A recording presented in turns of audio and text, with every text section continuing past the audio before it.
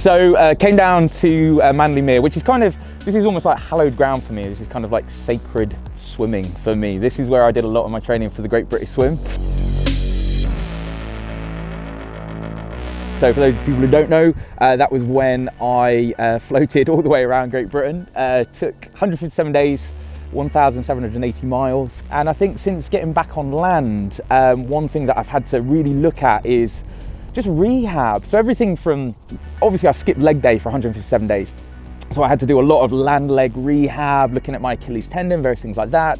But also just immune health. Like, I think it was such a sort of shock to the system that when I finished, I had to look at everything from just nutritional strategies, nutritional rehab basically.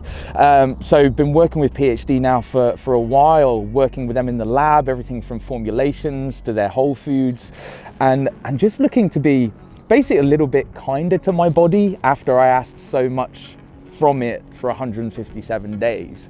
And so coming here today down at Manley Mere, it's nice to get a little bit nostalgic on the Great British Swim, but also looking ahead at potential athletic adventures in the future as well.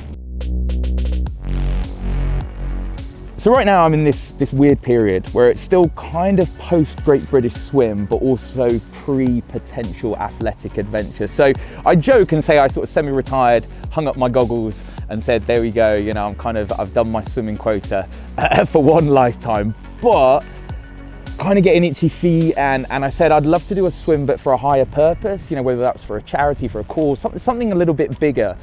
And speaking to PhD, it became quite apparent that we share the same sort of ambitions to really, I suppose, just like push the envelope, kind of like see where the boundaries of human performance lie, both physically and mentally and nutritionally as well.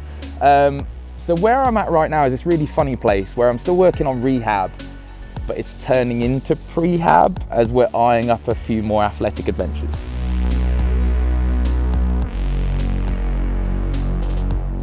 I quite often get asked that even if your goals aren't to swim around Great Britain or run a marathon pulling a car or climbing a rope the height of Everest, all of those terrible ideas with retrospect.